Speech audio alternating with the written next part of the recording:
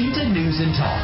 Kasus pembunuhan yang terjadi di Jalan Mula Warman, Tembalang, Semarang diakibatkan motif sakit hati pelaku terhadap korban. Pelaku H yang merupakan karyawan korban mengaku kerap kali mendapatkan perlakuan keras dari korban sehingga memutuskan untuk mengakhiri hidup korban. H juga mengaku puas setelah mengeksekusi sang majikan dan menutupi mayat korban dengan coran semen di samping toko depo air minum isi ulang milik korban.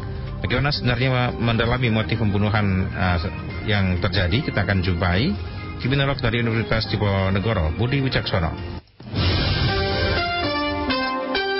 Shinta News and Talk. Kami juga undang Anda pendengar untuk turut serta bergabung bersama kami. Silakan via telepon 02476489100 atau juga di pesan singkat 087721109100. Pak Budi, sebenarnya kalau melihat yang terjadi di Tembalang ini, seorang karyawan sampai kemudian karena alasan dendam ya, kalau disampaikan dendam sampai kemudian memutilasi dan mengecor korban yang merupakan sang majikannya sendiri. Ini bagaimana mendalami motif pembunuhan ini, Pak Budi? Ya, jadi gini ya, itu hal yang sebenarnya bisa terjadi pada orang-orang ya Pak. Selama pembunuhan. Cuma kita itu sebenarnya belum tahu persis apa benar ya dia itu sering dipukuli apa betul, kita kan belum tahu persis apa itu. Itu hanya pengakuan dari tersangka. Ya. Tapi kalaupun itu betul terjadi itu sering terjadi seperti itu. Tapi kalau kasus ini kan kita belum tahu persis Mas. Kenapa? Yang terang orang ini ya kalau saya ya patut dikasihani lah ya. Dia itu tidak mendapatkan pendidikan yang baik dari orang tuanya ya. Jadi kalau kecewa terus langsung kok ingin melampiaskan nafsunya membayar atau apa ya,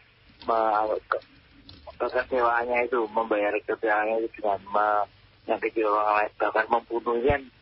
Ya kalau ini tidak semua orang Mas begini ya. Jadi kalau saya bilang ini tadi kasihan tapi juga punya keanehan, kalau saya bilang lah secara kejiwaan ya. Kasihan tapi punya keanehan, bagaimana penjelasannya itu Pak? Ya, jadi kasihan karena dia tidak dididik orang tuanya dengan baik ya.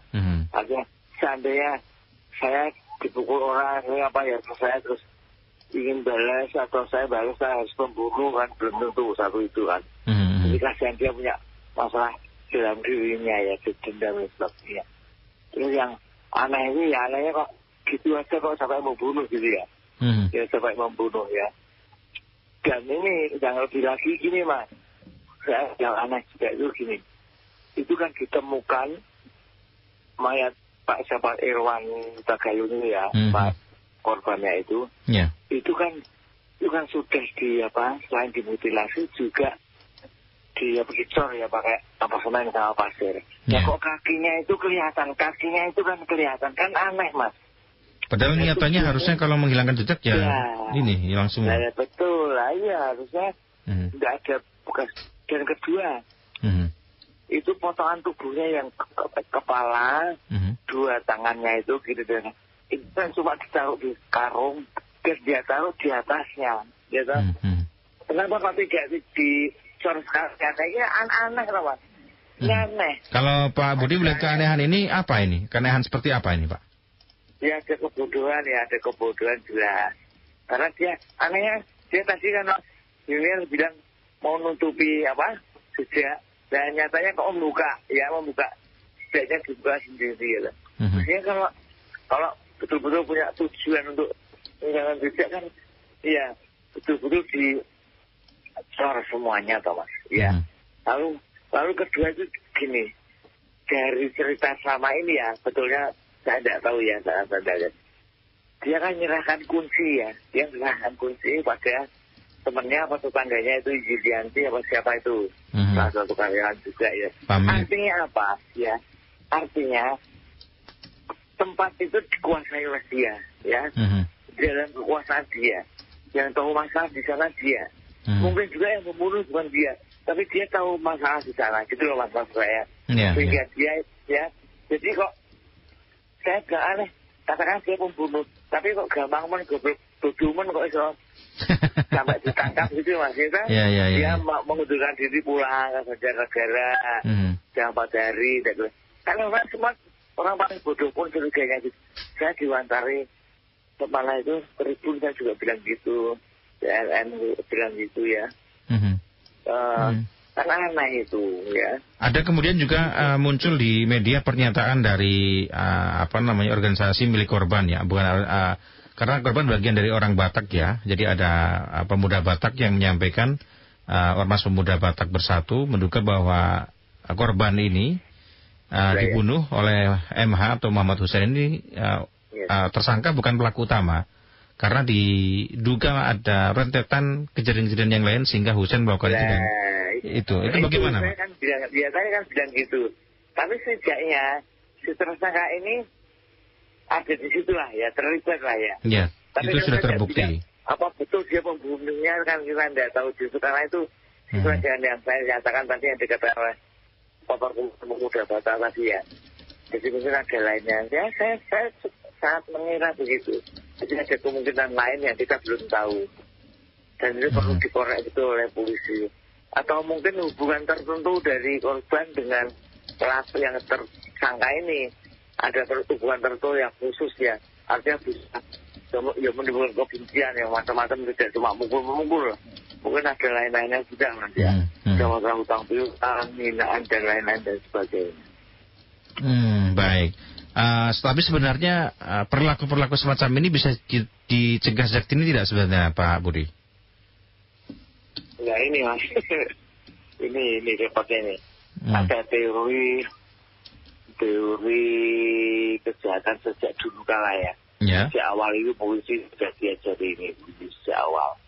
Bahwa timbulnya kejahatan itu karena ada kemauan dari pelaku dan kesempatan. Bang Napi ini, dulu saya masih ingat. Iya. Kemauan dan kesempatan. Ini ada kesempatan karena katakanlah mereka hidup berdua, bahkan dia megang kuncinya, jadi dia menguasai keadaan, menguasai tempat pembunuh itu ya. Jadi ada kesempatan ya. Mungkin ada orang lain, ada orang lain tidak. Terus kedua ada kemauan. Kemauan inilah yang didorong atau drive-nya atau motivasinya ini apa? Sampai mau membunuh. Ya ini yang saya bilang, mungkin ada keanehan juga ini. Kenapa harus membunuh? Harus membunuh ini Mas. Kok enak membunuh gitu. Sebenarnya kasus pembunuhan sekarang makin marak Pak. Apalagi juga mutilasi juga sering muncul. Motifnya juga macam-macam. Ada yang ekonomi, ada yang juga memang karena dendam. Gitu. Gini mas. Saya kebetulan tadi memberi kuliah tentang sistem peradilan pidana. Barusan tadi jam 10-an, jam 9 sampai jam 11. Ya. Saya tanyakan kepada mahasiswa saya. Saya tiap kuliah pertama itu, saya kuliahnya sistem peradilan pidana. Saya selalu tanyakan, ayo, minggu ini ada berita apa? Saya bilang gitu mas. Ada berita apa? Jadi mahasiswa saya sekelas itu tidak ada yang tahu mas. Sampai saya susah saya. Kamu itu gimana sih? Kamu itu mau jadi sarjana hukum? Bidangnya yang kamu ambil adalah hukum pidana. Kenapa kamu kok tidak mau baca koran, majalah, dan TV dan sebagainya? Tujuan saya begini mas. Saya mau yang mahasiswa bidang itu. Dan mereka tahu loh. Setiap minggu ketemu saya pasti tanya, ayo ada berita apa? Dari Sambu, ada dari siapa itu? Minas. Jadi Minasa. Ini nggak tahu lah. Maksud saya ngomong gini mas. Jadi yang mahasiswa kayak gitu aja nggak tahu, nggak pernah dengar pembunuhan itu, nggak pernah mempelajari hal itu. Apalagi masyarakat awam mas. Kebanyakan kedua. Artinya apa? Mereka itu nggak tahu kalau ada orang membunuh orang dan mesti biasanya tertangkap itu mas. Mereka nggak pernah tahu itu. Dan hukum mati. Juga mereka tidak pernah tahu. Jadi mereka tidak mendapatkan yang baik oleh masyarakat, termasuk oleh media massa ya. Kemudian media massanya sudah menyajikan, tapi mereka sendiri tidak bela-bela ini mas. Jadi saya jadi biasa, wajar saya mengatakan kalau banyak pembunuhan itu, banyak kejahatan. Karena mereka tidak belajar. Ternyata tidak belajar dari apa ya, kehidupan masyarakat itu sendiri, khususnya dalam bidang hukum mas ya. kalau orang melakukan kejahatan itu dihukum berat itu, mereka nggak pernah gitu. Jadi mereka nggak pernah takut, Mas. Kan pidana kejahatan itu kan nestapa yang ditakuti lah. Mereka nggak pernah takut dari itu kan nggak pernah tahu kok. Makanya dia ada bawah ya bunuh saja, ya pukul saja begitu. Itulah, Mas. Jadi sekarang lebih banyak lagi banyak kejahatan. Apalagi kalau katakan sudah baca, tapi dia tidak baca kalau pelakunya itu tertangkap. Lah ini juga masalah, Mas. Jadi pelakunya tuh, Mas, kalau melakukan kejahatan dia tidak pernah baca, pelakunya tertangkap. Mungkin juga tertangkap tapi dia tidak pernah tahu. Tidak, maka ikut-ikut ingin nikah paling-paling tidak ketangkap lah. Tak bunuh rampok gitu ya. Itulah. Iya. Kalau berkaitan dengan langkah kepolisian, apakah sudah cukup menangkap MH ini atau berkaca dari pernyataan tadi Pak Budi perlu tidak dalami lagi? Ya kalau saya dalami lagi, Mas. Makanya kita lihat daerah kayak gini ya, kecuali gini, Mas. Kalau saya sendiri ketemu orang, sedikit banyak saya bisa menilai orang. Meskipun tidak bisa 100%, saya bisa menilai, oh ya, pembunuhnya ini. Dia punya cara, oh ya ini. Saya tidak perlu saya. Tapi kalau mungkin kalau saya lihat dia kok orang biasa-biasa saja gini, saya perlu mendalami karena mungkin ada kerjasama dengan orang lain, disuruh orang lain.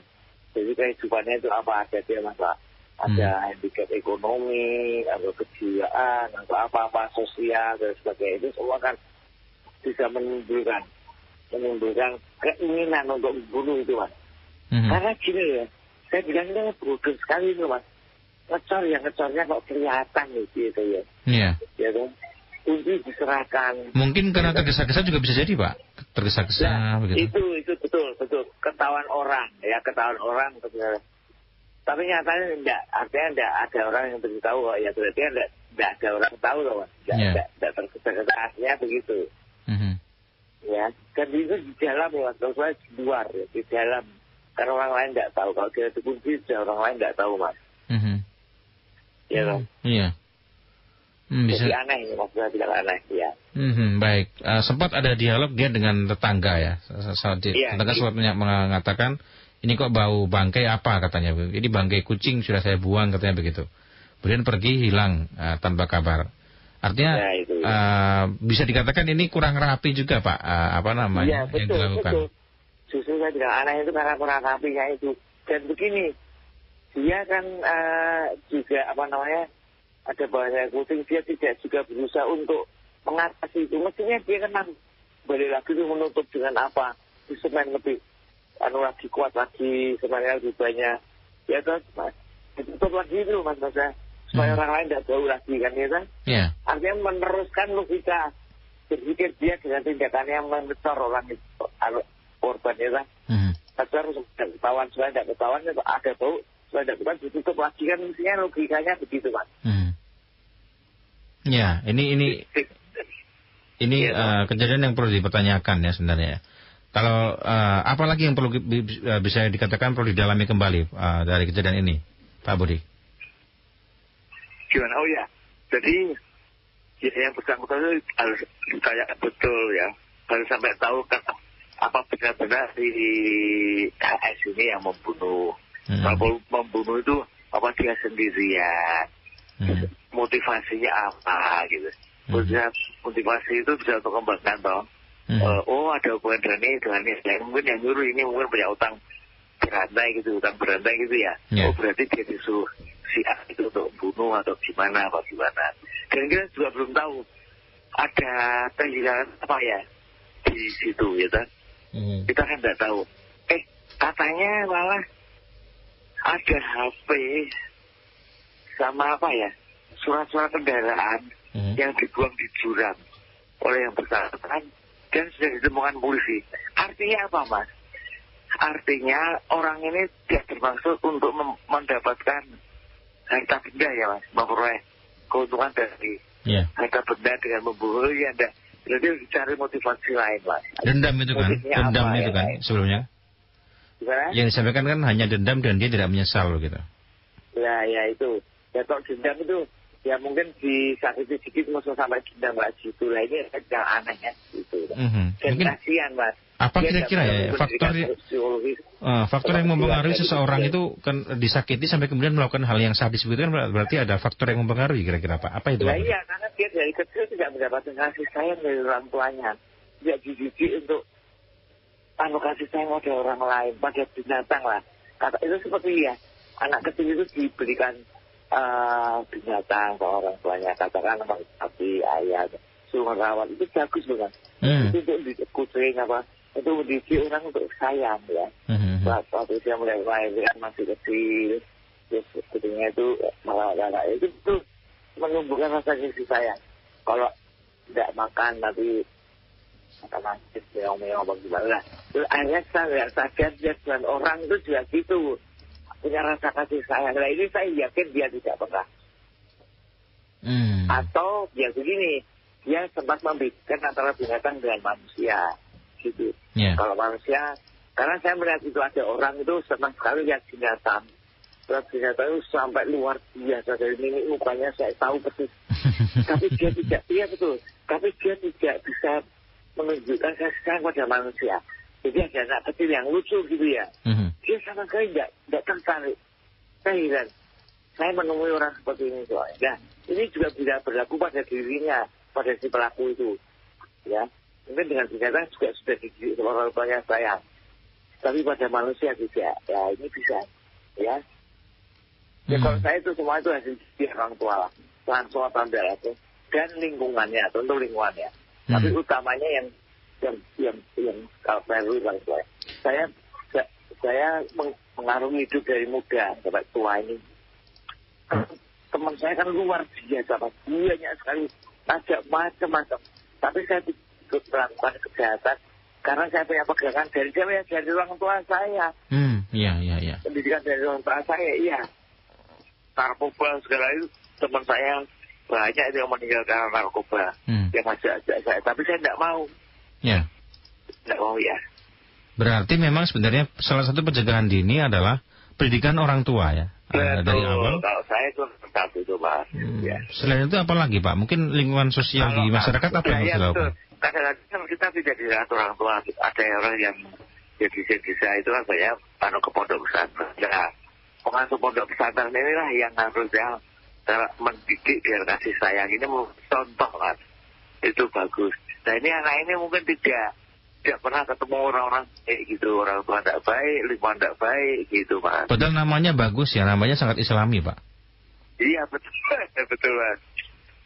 Tapi saya jadi ingat dulu ada pembunuh namanya itu juga Mas di mana itu di Kerian Mojokerto itu Mas. Oh iya. Iya pembunuh Mas ya. Nama tidak bisa ini ya mencerminkan perilaku ya. Perilaku ditentukan oleh pengasuhan orang tua dan juga kondisi lingkungan sekitar. Iya. Ya gitu Mas. Baik. Ini upaya-upaya kalau kita sebagai orang yang bermasyarakat, hidup sosial di masyarakat, tentunya ada kewaspadaan dini Pak. Kalau tadi baru masalah orang tua ini bagaimana Pak Budi? Iya harus Pak. Kita harus peka ya, harus menjaga diri lah. Apalagi ini laki-laki ya. Perempuan itu terutama Mas. Karena secara sosiologis perempuan dianggap lemah. Seolah bisa diperlakukan apa saja. Sama orang mesti kalah gitu loh Mas sama laki-laki. Nah ini perempuannya jaga. Entah suaminya, anaknya, adiknya, pacarnya harus ikut berjaga. Selain perempuan itu sendiri harus jaga diri. Makanya saya juga senang Mas. Kalau perempuan itu bisa bela diri itu saya senang. Ya, penting itu ya. Baik. Terima kasih Pak Budi sudah berbincang bersama El Sinta pada kesempatan ini Pak. Terima kasih kembali Mas ya. Selamat siang Pak Budi. Selamat siang. Kementerian dari Universitas Diponegoro Budi Wicaksono. El Sinta Semarang News and Talk.